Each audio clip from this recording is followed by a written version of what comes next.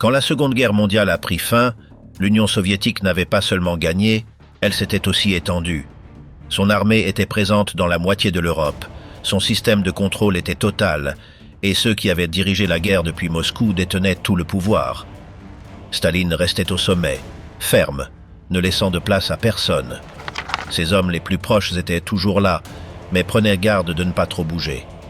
Certains pensaient pouvoir réformer quelque chose, d'autres voulaient simplement survivre à l'appareil qu'ils avaient eux-mêmes construit. Ils sont passés de la victoire sur le champ de bataille à la tentative de contrôler un pays dévasté, et la moitié de l'Europe avec des ordres que personne ne discutait.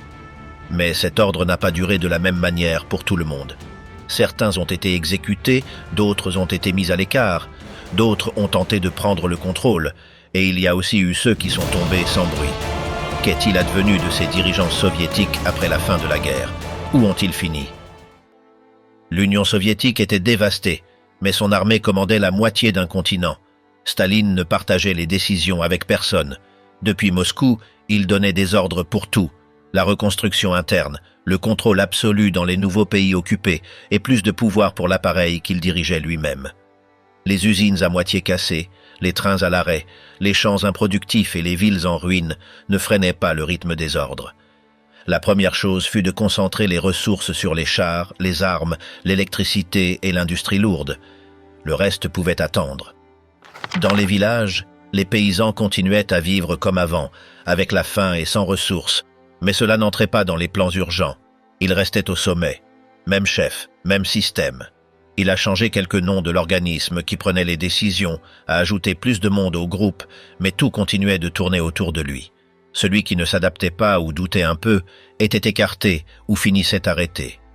Les universités répétèrent des discours identiques, les historiens n'écrivaient que ce qui était autorisé, et toute déviation était considérée comme une trahison. Les livres, la presse, tout parlait de l'État, du parti et surtout de Staline. En Europe de l'Est, les nouveaux gouvernements ne prenèrent pas de décisions propres.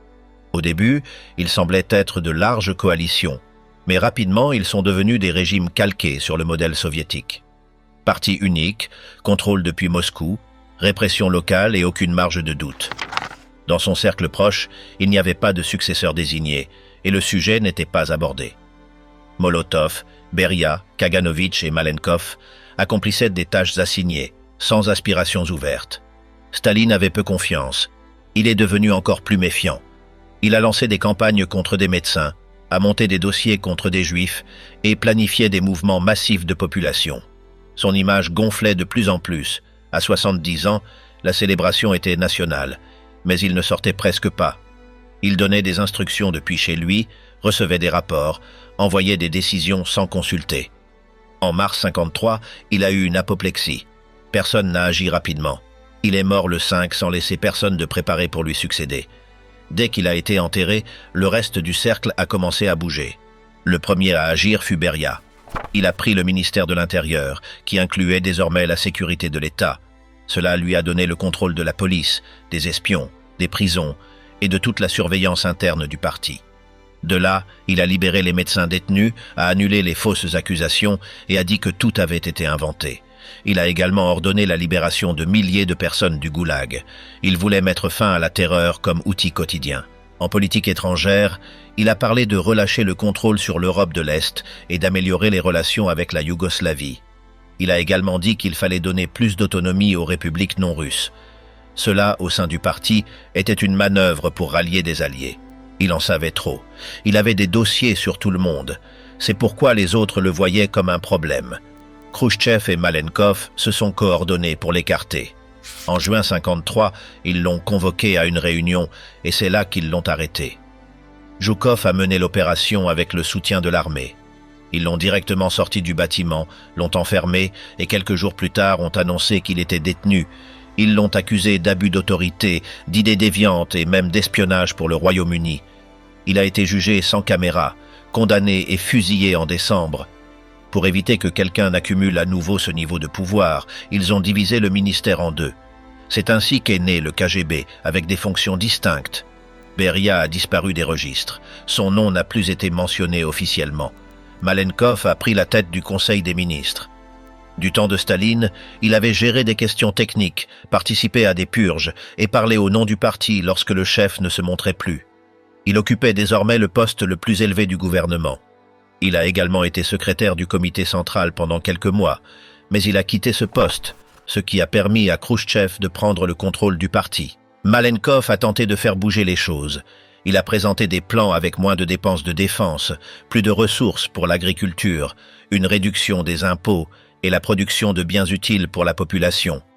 Mais personne n'était préparé à un tel virage. La majorité restait ancrée dans l'ancienne logique.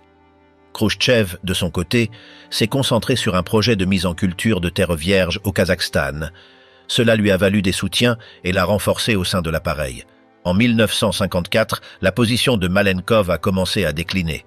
Un an plus tard, il a été contraint de démissionner. Bulganin, qui était du côté de Khrouchtchev, a pris sa place. Malenkov est resté une figure décorative, sans capacité de manœuvre. En 1957, il a tenté de revenir dans le jeu. Avec Molotov et Kaganovitch, il a voulu chasser Khrouchtchev.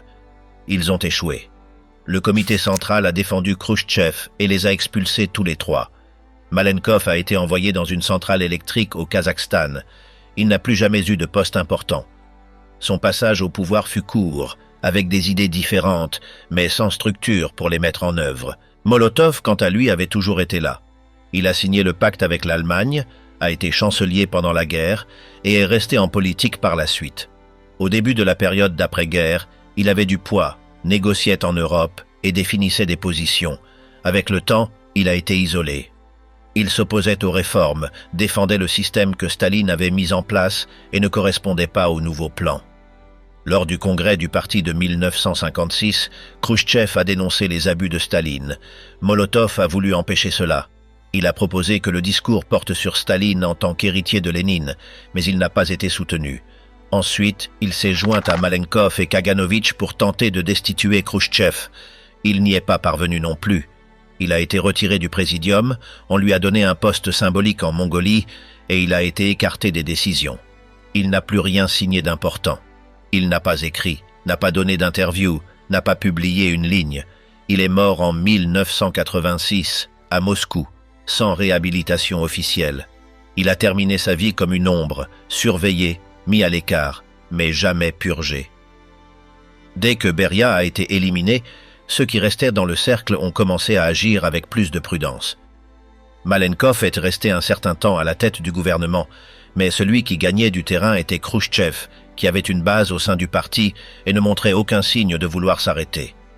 Il a profité du fait que personne ne voulait d'un autre chef unique, aussi fort que Staline, et a tissé des alliances. Il a d'abord pris le contrôle des cadres régionaux.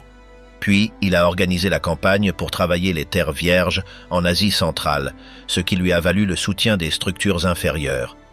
Sa figure a commencé à grandir à partir de là, sans affrontement direct, mais en avançant fermement. En 1956, il a utilisé le congrès du parti pour porter le coup principal. Dans un discours à huis clos, il a décrit les arrestations, les tortures et les crimes commis pendant le gouvernement de Staline.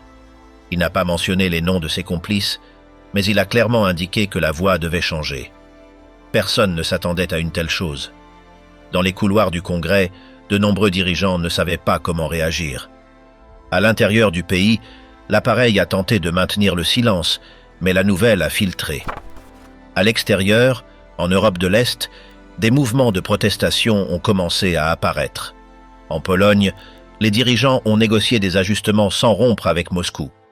En Hongrie, le soulèvement a été total. Un nouveau gouvernement a été formé, ils ont annoncé leur retrait du pacte de Varsovie et les chars soviétiques sont entrés par la force. L'opération a fait des milliers de morts. Après cela, le message était clair. On pouvait parler d'erreur, mais le système ne se laisserait pas démanteler. Khrouchtchev n'a pas abandonné le pouvoir après cette crise.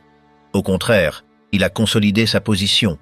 Il a commencé à réorganiser les ministères, à diviser les domaines par régions économiques, à retirer des compétences à Moscou et à transférer des fonctions à de nouveaux conseils locaux. L'idée était de réduire la bureaucratie, mais cela a généré de la confusion. Beaucoup ne savaient pas à qui répondre. Certains fonctionnaires ont été déplacés sans en comprendre les raisons. En même temps, la création de sovkhozs, des fermes d'État qui concentraient les ressources, a été encouragée. Les kolkhozes continuaient à fonctionner, mais de plus en plus contrôlés d'en haut. Il a également été permis aux familles paysannes d'avoir une petite parcelle privée, ce qui a quelque peu amélioré la production, mais n'a pas résolu le problème général d'approvisionnement. Dans les villes, l'accent est passé à la consommation. Des millions d'appartements ont été construits. L'offre de produits de base a augmenté. Les magasins se sont remplis de radios, de montres, de réfrigérateurs. Ils n'étaient pas de bonne qualité, mais ils étaient disponibles. Une foire internationale a été organisée à Moscou où l'avancement soviétique a été montré. Lors du même événement, Khrouchtchev a discuté face à face avec Nixon, le vice-président des États-Unis, devant les caméras. Il a montré de la confiance, même de l'arrogance. Il voulait être vu comme quelqu'un de moderne, de différent, qui savait parler avec l'Occident sans baisser la tête. Sur le plan extérieur, il a cherché une relation plus stable avec Washington. Il a rencontré Eisenhower à Genève. Ensuite, il a visité les États-Unis. Il a marché dans New York, a parlé à l'ONU, a parcouru des usines. Cela ressemblait à une tournée conçue pour montrer de la proximité. Mais tout cela s'est effondré avec la crise de Berlin. La ville restait divisée. Beaucoup traversaient de l'Est à l'Ouest. Pour l'arrêter, en 1961, les autorités de la RDA, avec le soutien soviétique, ont érigé un mur. Personne ne pouvait passer. L'ordre a été exécuté en une nuit. Les soldats ont encerclé la zone, ont mis des clôtures, ont placé du béton. La ville a été coupée en deux. Les puissances occidentales ont protesté, mais n'ont pas assez. Le mur s'est maintenu. Ce même année, Khrouchtchev a annoncé que le communisme serait atteint en 20 ans. Il a présenté des plans ambitieux. Il a promis de surpasser le capitalisme. Il parlait de récoltes records, d'avancées technologiques, de logements massifs. Sur le plan idéologique, il a renforcé sa figure. Son visage apparaissait dans tous les médias. Le corps de Staline a été retiré du mausolée. L'image de l'ancien leader a été effacée. Des livres, des monuments, des noms de rues ont été changés. La ligne était de regarder vers l'avant, pas vers l'arrière. Mais la gestion de Khrouchtchev a commencé à montrer des fissures.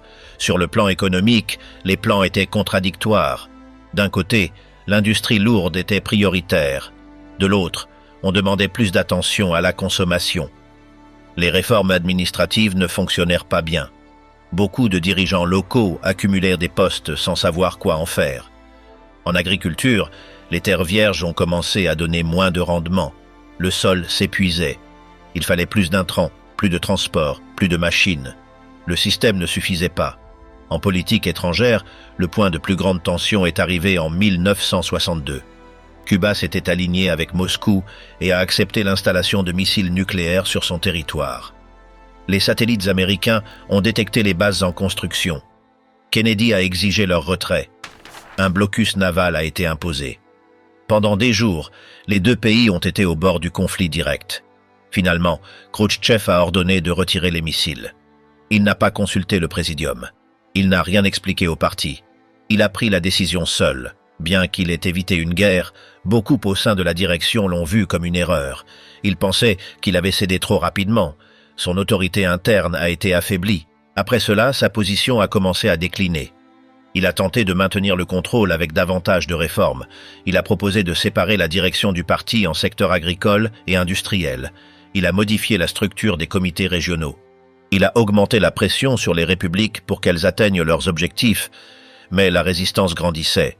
Certains disaient qu'il intervenait partout sans connaître les sujets. D'autres l'accusaient d'improvisation.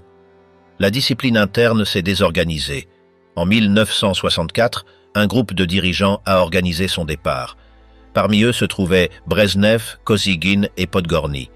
Ils ont profité de son absence pour les vacances. Ils ont convoqué une réunion au comité central et lui ont communiqué la décision. Khrouchtchev n'a pas résisté. Il a accepté.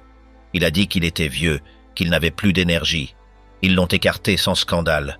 On lui a donné une maison à Moscou. Il n'est plus jamais apparu lors d'actes officiels. Il n'a pas été jugé ni persécuté. Il a vécu sa retraite. Il a écrit des mémoires qui ont été publiées à l'étranger. Il est mort en 1971. Avec lui, la période de changement volontariste s'est achevée. Celui qui l'a remplacé fut Brezhnev, quelqu'un qui connaissait l'appareil et n'avait aucune intention de bouleverser les choses.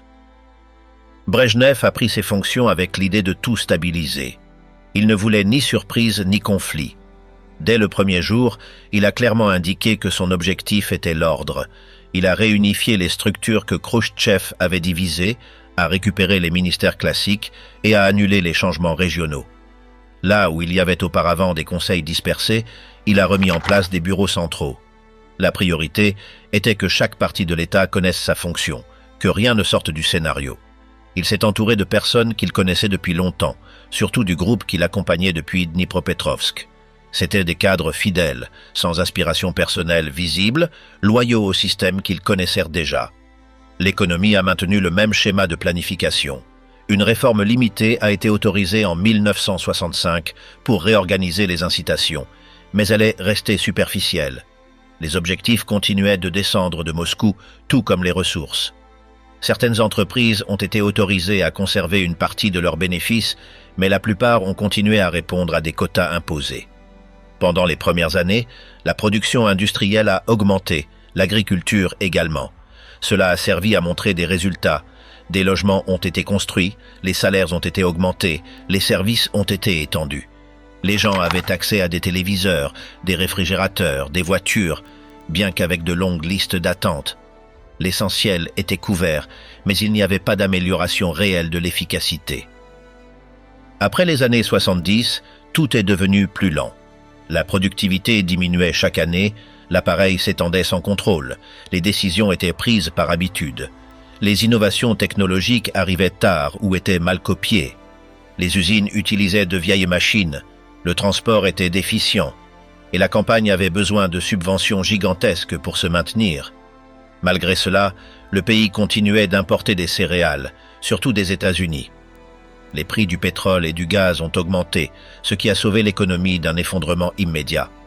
Grâce à cette entrée de devises, le système a pu être maintenu pendant une décennie de plus sans presque rien modifier. La politique étrangère visait à montrer de la force. Des accords ont été signés avec Nixon et Carter pour limiter l'armement nucléaire. Brejnev a voyagé à Washington, a reçu des présidents occidentaux à Moscou, a prononcé des discours conciliants. Mais en même temps, des guérillas, des partis communistes, des régimes alliés étaient soutenus en Asie, en Afrique et en Amérique latine. La ligne officielle était de maintenir l'influence sur tous les fronts possibles. En 1979, la décision a été prise d'intervenir en Afghanistan. Le gouvernement communiste local demandait de l'aide. Moscou a envoyé des troupes. L'entrée fut rapide. Ils ont pris Kaboul, ont installé un nouveau dirigeant, ont sécurisé les bâtiments clés. Ce qui a suivi fut une longue guerre, avec des affrontements quotidiens et des milliers de pertes. L'URSS s'est retrouvée embourbée dans un conflit qui ne se terminait pas, avec des soldats qui mouraient, et sans issue claire. En interne, une certaine ouverture culturelle était permise, mais toujours avec des limites définies. Des livres auparavant interdits pouvaient être publiés, à condition qu'ils ne remettent pas en question le système. Des auteurs comme Solzhenitsyn étaient surveillés, censurés ou directement expulsés. Sakharov a été écarté de la vie publique. Le samizdat est apparu, un réseau informel de copies de textes interdits. Il circulait en secret. La surveillance restait active, bien que plus sélective. Le KGB observait tout. Si quelqu'un se distinguait par des idées gênantes, il recevait des avertissements ou finissait isolé. Il n'y avait pas de procès de masse comme dans les années 30, mais le contrôle restait ferme. Avec le temps, le gouvernement s'est rempli de personnes âgées. La moyenne d'âge du Politburo dépassait les 70 ans. Il y avait très peu de rotation. Les décisions étaient prises au sein d'un groupe fermé où la priorité était d'éviter les mouvements brusques. Personne ne proposait de réforme, personne ne demandait de changement. Tout restait pareil. La consigne était d'éviter les erreurs, pas d'innover. De nombreux fonctionnaires ont accédé à leur poste par loyauté, non par capacité. Le népotisme était toléré et les familles des dirigeants étaient autorisées à accumuler des privilèges. La corruption augmentait, mais le sujet n'était pas abordé. Cela faisait partie du système. Brejnev accumulait les honneurs, les médailles, les titres. Il recevait des décorations à chaque anniversaire. Son image était présentée comme un symbole de stabilité. Mais dans les dernières années de sa vie, sa santé s'est détériorée. Il avait des problèmes respiratoires, cardiovasculaires et nécessitait des médicaments constants. Il apparaissait à peine en public. Quand il le faisait, on l'aidait à marcher, à parler, à signer des documents. Le groupe qui l'entourait a commencé à prendre des décisions à sa place. Oustinov à la défense, Gromyko aux affaires étrangères, Andropov au KGB, Tchernenko au secrétariat du parti. C'était une direction de fait, sans figure active. Chacun gérait son domaine, avec des accords entre eux pour maintenir la continuité. Entre 1980 et 1982, Brezhnev ne participait presque à rien. Les réunions étaient brèves. Les rapports étaient filtrés avant de lui parvenir. Son entourage évitait que toute information sur son état réel ne fuite. En même temps, le malaise à la base augmentait. La pénurie de produits s'aggravait. Le marché noir s'étendait. Les gens se débrouillaient en dehors des canaux officiels. Beaucoup savaient que quelque chose n'allait pas, mais personne n'avait le pouvoir d'initier une autre direction. Dans les rues, la vie continuait, mais avec des signes évidents d'épuisement. Il est décédé le 10 novembre 1982. Des funérailles formelles ont été organisées. Il a été enterré sur la place Rouge en uniforme de maréchal. Il n'y a pas eu de deuil de masse. Les médias ont répété la routine habituelle. Réalisation, fermeté, continuité. Mais en interne, on savait déjà qu'il fallait bouger les pions. Le suivant fut Yuri Andropov qui venait du KGB. Il avait dirigé les services de sécurité pendant plus d'une décennie. Il connaissait l'appareil de l'intérieur. Il avait des dossiers sur tout le monde. Il savait qui avait volé, qui avait menti, qui avait échoué. Pendant la maladie de Brezhnev, il a accumulé de la force. Et quand le moment est venu, il n'a eu aucun obstacle pour prendre la tête. Quand Tchernenko ne pouvait plus se maintenir seul, ils ont commencé à le remplacer sans le dire. Il passait des journées entières sans parler, avec des médecins qui entraient et sortaient de chez lui. Les décisions continuaient de venir du comité, mais tout le monde savait qu'elles ne venaient pas de lui. La dernière fois qu'on l'a vu en public, il tenait à peine debout. En mars 1985, sa mort a été annoncée.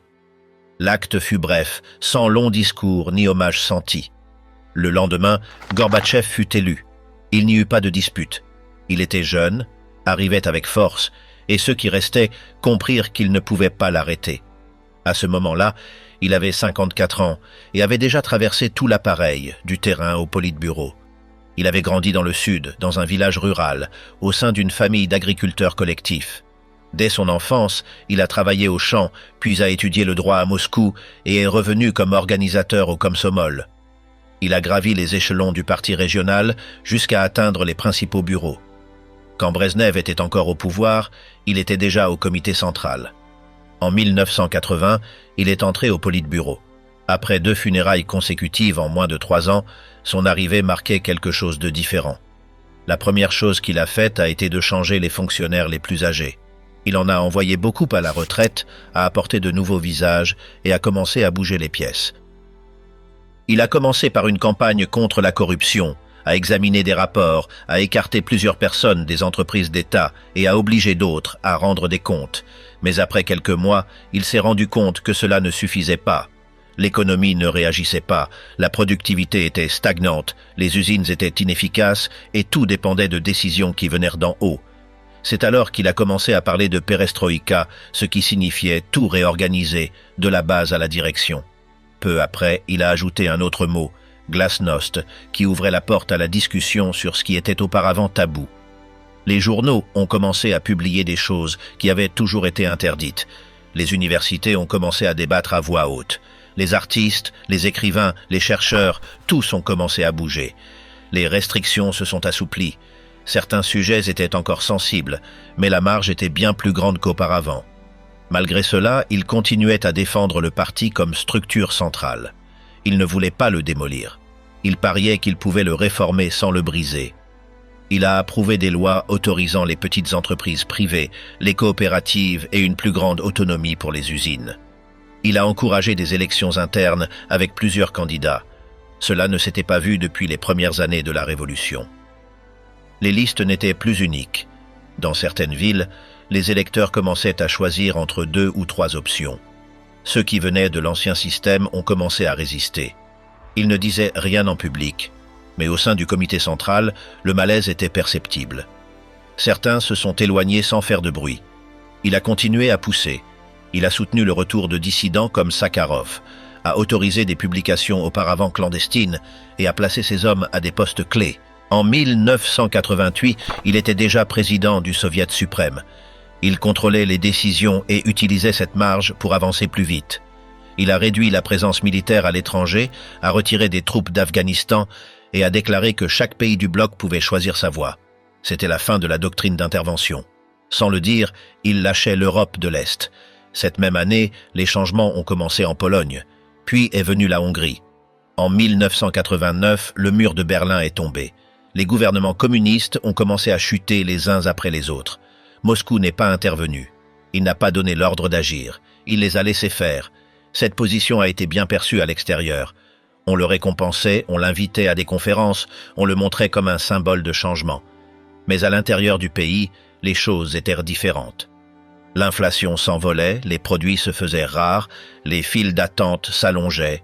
Les républiques voulaient plus d'autonomie. Certaines parlaient déjà d'indépendance. En Lituanie, elles ont fait une déclaration formelle. Dans d'autres, les protestations s'intensifiaient. Il a tenté de maintenir l'union avec un nouveau pacte fédéral, mais il y avait de moins en moins de soutien. En parallèle, Boris Eltsine a gagné du terrain. Eltsine a quitté le parti, s'est présenté comme leader du Parlement russe et a commencé à l'affronter directement. Alors que Gorbatchev parlait de réformes graduelles, Eltsine prenait des décisions plus radicales. En 1991, un groupe de fonctionnaires conservateurs a tenté un coup d'État.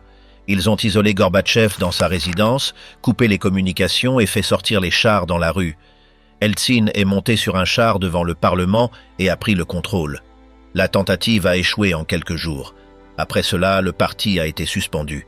Les républiques ont commencé à se séparer. En décembre 1991, Gorbatchev a démissionné. Le 25, il a remis son bureau. Le lendemain, l'Union soviétique a cessé d'exister. Il n'y avait plus de drapeau rouge, ni de comités centraux, ni de soviets.